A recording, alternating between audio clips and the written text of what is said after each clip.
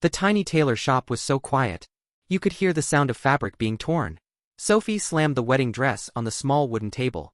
Sophie, angry. What is this? This is your work? It looks cheap. Your whole shop looks cheap. Just like you. The old tailor, Mr. Eli, froze. His hands were shaking. His eyes filled with water, but he held it in. Behind him, his daughter Mia watched from the corner. She held a needle and thread, and she slowly hid her face. Mia thought. Why do rich people talk like this? Papa worked all night for her. Sophie looked around the tiny shop. Peeling paint. A broken fan. A small old sewing machine on a weak table. Sophie, loud. I am a rich bride. I am getting married in a 5-star hotel. And you expect me to wear this? From this street shop? She pushed the dress away with her hand. Mr. Eli, softly. Madam, I did what you asked. You chose the cloth. I stitched it with care. If there is a mistake, I can fix. Sophie cut him off. Fix? You can't fix my image. People will laugh at me if they know my dress came from this poor shop. You know what, keep it. I don't want it. And don't expect money. She turned around, her heels hitting the floor like small slaps. As she walked out, she added, people like you should not touch rich people's dreams. The bell on the door rang as she left. Mia ran to her father. Papa, are you okay? He just smiled sadly and touched her head. But what Sophie did not know was this. In less than 48 hours, she would be standing in the same shop, in her wedding dress, begging this same poor tailor to save her life. That morning had started like any other. Mr. Eli opened his tiny shop at 8 a.m. He wiped the dust from the counter. He straightened the old measuring tape. He touched his sewing machine like it was his best friend. Outside, the street was busy. Bus horns. Bicycle bells. Smell of tea from the stall next door. Mia, his teenage daughter, came in with 2 cups of tea. Mia, smiling. Good morning, Papa. Today is the big fitting, right? The rich bride will come for her dress. Mr. Eli nodded. Yes, Sophie, madam. If she likes it, she will pay a good amount. We can clear the shop rent this month. He looked at the calendar on the wall. 2 red circles around the date of rent. He took out the wedding dress he had stitched. He had worked all night. His back hurt. His fingers had tiny cuts. But the dress looked beautiful. Soft white fabric. Elegant lace on the sleeves. Neat, careful work. He whispered. Please God, let her like it.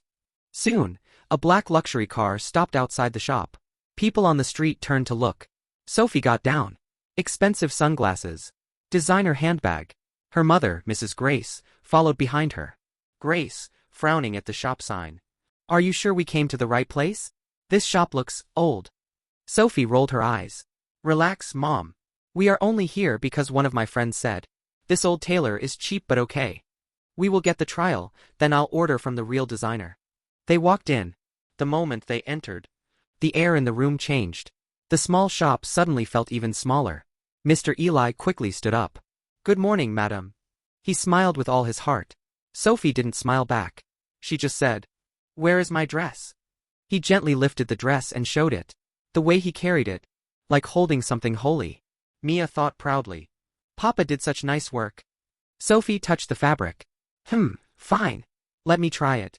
She stepped behind the small curtain to change. Grace looked around with disgust. There are threads on the floor.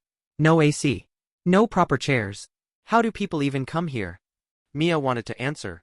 We come here because we don't have money for AC. But she stayed silent. After a few minutes, Sophie came out wearing the dress. And for a moment, even she went quiet. Because the dress looked beautiful on her. It fit her body perfectly. The lace lay gently on her shoulders. The back fell in a clean line. Even Grace's eyes softened for 1 second. But then Sophie looked at herself in the mirror again. Her mind went back to one thing. It's from a poor tailor. Her face changed. Sophie, coldly. The fit is fine. But the dress looks simple. Not rich enough. Not grand. Mr. Eli spoke carefully. Madam, you said you didn't want it to look too heavy. You asked for simple and elegant. I followed your words. Sophie snapped. So now you're saying it's my fault? Her voice started getting louder. Outside, a couple of neighbors looked in through the open door. Sophie pulled at the lace. This looks cheap. Like it was made from leftover cloth. Is this how you work? She raised her eyebrows and laughed. Grace joined. Honestly, Sophie, you're too kind. We should have gone to a real designer. This is what happens when you trust street people. Those words hit Mr. Eli like a slap. Street people. He lowered his eyes. If you were in his place, how would you feel? You spend nights working, and in 1 minute, someone destroys your heart with words. Mia's hands were shaking behind the counter. Papa, say something, she whispered. Mr. Eli took a slow breath. Madam, I will not argue. If you don't like the dress, I can adjust it. I can add more detail. Only, please don't raise your voice. There are other customers outside. And, this is my honor. Sophie exploded. Honor? You think this is about your honor? My whole wedding is about image. And your cheap dress will ruin it. Keep it. I don't want it. She started taking it off right there, angry. She pushed the dress into his hands so hard that a small part of the lace tore at the shoulder. Gasps. Mia's eyes filled with tears. Grace pulled Sophie's arm. Come, we don't need this place. As they went out, Sophie shouted loudly so everyone could hear. People, don't come here if you want real fashion. This is just a poor shop for poor people. The door slammed. Silence. You could hear the sound of Mr. Eli's heart breaking. He looked at the ruined part of the dress. His fingers touched the torn lace. Then he slowly sat down on the small stool. Mia knelt beside him. Papa, she is wrong. Your work is good. We know it. God knows it. He smiled weakly. Yes, Beta, but her words still hurt. He looked at his sewing machine. Maybe the world doesn't want my work anymore. He did not know that God had already written a very different ending for this story. The next day, there was no work in the shop. The dress Sophie refused was hanging in a corner. Mia had neatly folded it. Mr. Eli sat quietly, staring at his old photo on the wall. In the photo, he was younger, standing in a big fashion show. Models behind him. He was smiling proudly. Mia looked at it too. Papa, why don't you tell people who you were before? He shook his head. That life is gone, Mia. Now I am just a simple tailor. And it is okay. We don't need the world to know everything. We just need to live with respect. He didn't know how important that old photo was going to become. That evening was Sophie's wedding night. The hotel was huge. Crystal lights. Red carpet. Flower decorations everywhere. Guests came in fancy cars. Music played. Everyone waited to see the beautiful rich bride. Inside the bridal room, Sophie stood in front of a big mirror. She was wearing a new designer dress now. From a famous brand. Sophie's favorite designer had personally sent it. Heavy lace. Long train. Glittering stones. Her makeup was perfect. Her hair was styled. Grace smiled proudly. Now this looks like our level. The designer's assistant checked the back zip. It's a bit tight, but it's okay, she said. We are short on time, madam. But it will be fine. Sophie checked herself from every angle. She remembered the poor shop and smirked. Can you imagine, she said. I almost trusted that old street tailor with my wedding. Grace laughed. Forget him. Today is your big day. Everyone will see how perfect you are. Meanwhile, in the same hotel, a young waiter was fixing his uniform. A small tear near the pocket. He whispered to another waiter. Thank God Mr. Eli fixed this for me in the morning. Otherwise I would be in trouble. Yes. Even after being insulted, Mr. Eli had still helped this waiter for free that morning. Because that is who he was. Upstairs, the wedding was about to start. The host announced, Ladies and gentlemen, please stand for the bride and groom. The doors opened. The music started. Daniel, the groom, stood near the stage, smiling nervously. He was kind-hearted. He worked hard in his father's company. And he believed Sophie was a good person. But something in his heart felt strange. Since the day he saw her talking badly to a driver. Now, he waited for her with mixed feelings. Sophie began to walk down the aisle, holding a bouquet. Everyone turned to look. Phones came up. Cameras recorded. For a few seconds, everything was perfect. Then it happened. A small rip sound. At first, only Sophie felt it. She stopped walking. She felt cold air on her back. Her eyes grew wide. Oh no, she whispered. The zip on the back of her dress had broken. The tight design had snapped. The heavy fabric was starting to slide. She grabbed the front of her dress with one hand. Her face turned white. The music kept playing. The guests didn't know yet. But Daniel could see her panic. What happened? He mouthed. Sophie shook her head, tears in her eyes. One of the bridesmaids rushed close. The back is open, she whispered. We need to go back. They quickly turned around and rushed out, trying to look calm. But some guests had already noticed. People whispered. A few phones moved closer. Did her dress? Something is wrong. Sophie reached the dressing room and burst into tears. This can't be happening. Not today. Not to me. Grace stormed in behind her. What did that stupid designer do? How can the zip break? The designer's assistant checked the dress. Her hands shaking. Madam, the fabric is too tight. The zip has torn out of the seam. I can't fix this here.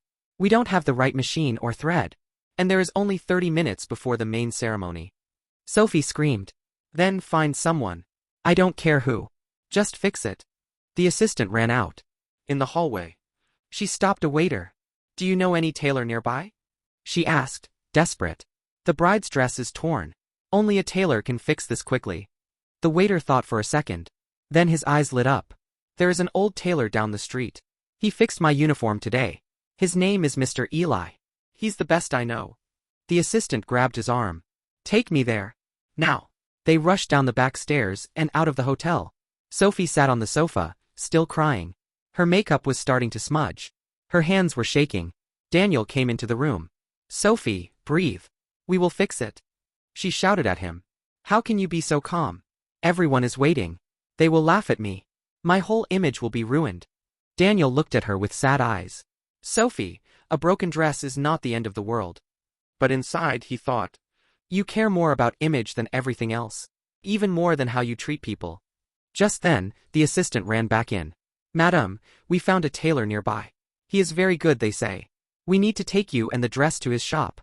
He can fix it in minutes. Grace asked. Is it some big designer? The assistant hesitated. No, it's a small street shop. But we don't have a choice. Sophie's heart sank. Street shop. Grace looked worried. But we need help, Daniel said firmly. Let's go. 10 minutes later. A car stopped outside a very familiar small shop. The same peeling paint. The same old sewing machine. Sophie looked up from the back seat. And her heart almost stopped. It was the same shop. The same poor tailor. The same man she had called trash just yesterday. The bell above the door rang. Mr. Eli looked up from his chair. He was surprised to see 2 fancy women, a rich groom, and a crying bride in a half-closed dress, standing in his tiny shop. For a moment, no one spoke. Sophie felt like the air had turned heavy. She remembered her own words. People like you should not touch rich people's dreams. Now her rich dream was broken, and only his hands could save it. Grace finally broke the silence. Are you the tailor? She asked, breathless. Mr. Eli nodded slowly. Yes, madam. The assistant stepped forward. Sir, we are from the hotel. The bride's dress zip broke. We need your help. Only you can fix it in time. Mia stood up in shock. Her eyes went from the torn designer dress to the woman wearing it. She recognized Sophie immediately. Mia whispered. Papa, it's her. Sophie could not look at Mia. Her face burned with shame. For the first time in a long time. She didn't feel rich. She just felt small. Daniel spoke softly. Sir, I know this is sudden. But please, can you help us? The wedding is waiting. We will pay you well. Mr. Eli looked at Sophie. Their eyes finally met. He saw fear there now. Not pride. He remembered her shouting. He remembered his humiliated heart. He could have said no. He could have said, go to your real designer. But that was not who he was. He took a slow breath. Bring her inside, he said quietly. I will see what I can do. Inside the shop. Mia closed the curtain for privacy. Sophie stood there, holding the dress up with both hands, tears running down her cheeks. She spoke in a small voice. I'm sorry about yesterday. The words came out broken. Mr. Eli didn't answer right away. He focused on the dress. He looked at the torn seam, the weak zip, the bad stitching from the famous designer. He almost smiled sadly. Too much pressure on a weak foundation, he said. No one knew if he was talking about the dress or about Sophie's life. He picked up his needle and thread. His old hands moved fast. Sure. Confident. He reinforced the seam. He changed the way the back sat on her shoulders. He added a hidden stitch to support the train. Outside the curtain, Daniel and Mia waited. Daniel looked at a framed old photo on the wall. Is this your father? He asked Mia. She nodded. Yes. Long time ago. He was a big designer in the city. He made dresses for fashion shows. But his business partner cheated him. Took all the money and left. Papa lost everything. Now we just have this small shop. Daniel looked closer. He froze. Wait. Is that Mr. Laurent with him? The same famous designer who sent Sophie's dress? Mia nodded again. Yes. Papa trained with him for years. Papa taught many of his techniques. But people forgot. Daniel's eyes widened. So this poor tailor, the one standing behind a broken fan, had once been the teacher of the very designer Sophie worshipped. Daniel felt a wave of respect. Inside the curtain, Sophie heard them talking. Her heart pounded. She looked at Mr. Eli with new eyes. You worked with Mr. Laurent? She whispered. He just shrugged. Many years ago. Life changes. Shame hit Sophie like a heavy stone. The man she had insulted as cheap was one of the reasons her favorite brand even existed. Her voice shook. Why didn't you say anything yesterday? He paused his stitching for a second. Did you give me a chance to speak? He asked gently. She remembered. No. She hadn't. She had only shouted. Sophie's lips trembled. I was wrong. I treated you like you were nothing. I'm so sorry. Her tears dropped on the white fabric. For the first time, she didn't care if her makeup got ruined. Mr. Eli didn't say, it's okay. Because it was not okay. He just finished the last stitch, knotted the thread, and stepped back. Turn around, he said. She slowly turned to the mirror. The dress looked perfect. Better than before. The back was secure. The fit was comfortable. It was like the dress had been reborn. Sophie touched the fabric with shaking hands. You saved me, she whispered. Mr. Eli spoke quietly. No, madam. I only did my job. He walked out from behind the curtain. Sophie followed. Everyone looked at her. Daniel's face lit up. You look beautiful, he said. But this time, for the right reasons. He turned to Mr. Eli. Sir, thank you. You didn't just save the dress. You saved our wedding. Daniel took out his wallet and placed a big amount on the table. But Mr. Eli pushed some of it back. I will take only what my work is worth, he said. I am not a beggar. I am a tailor. Daniel respected him even more. Grace stepped forward. Eyes wet. I am sorry too, she said. We spoke badly. We were wrong. Mia stood by her father proud. Now it was Sophie's turn. She took a deep breath. Then she did something no one expected. She bent down slightly and took Mr. Eli's hand. Please forgive me, she said. I insulted your shop, your work, your life. I forgot that rich clothes don't make a rich heart. I promise, from today, I will never talk like that to anyone again. Mr. Eli's eyes finally filled with tears. He placed his hand gently on her head like a blessing. God sees all hearts, he said. Do better from now on. That is enough. The wedding ceremony went ahead. This time, when Sophie walked down the aisle, her steps were different. She was not just showing off a pretty dress. She was walking with a lesson in her heart. At the reception, Daniel took the mic. Before we enjoy this party, he said, I want to thank someone special. The lights turned slightly towards the back. Mr. Eli and Mia stood there quietly. This wedding, Daniel continued, almost fell apart tonight. But a man who was insulted by us still chose to help us. That is real class. That is real greatness. Please clap for Mr. Eli, the tailor who saved our wedding. The whole hall clapped. Some guests even stood. Cameras turned to him. For the first time in years, Mr. Eli felt seen again. Mia's hands were shaking.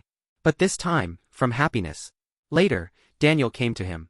I want to do something more, he said. If you agree. I want to invest in your shop. Turn it into a proper boutique.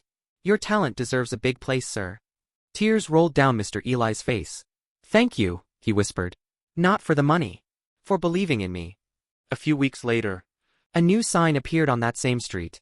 Eli Couture, by Master Tailor Eli. The shop was painted fresh. There was a new machine. Better lights. A small AC.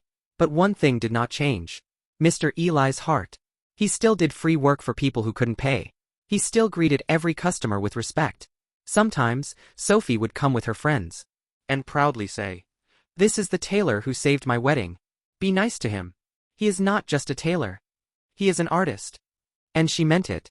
Sometimes, life breaks our perfect image to show us the truth about ourselves. Sophie thought money made her better than others. But in the end, the man she insulted saved the biggest day of her life.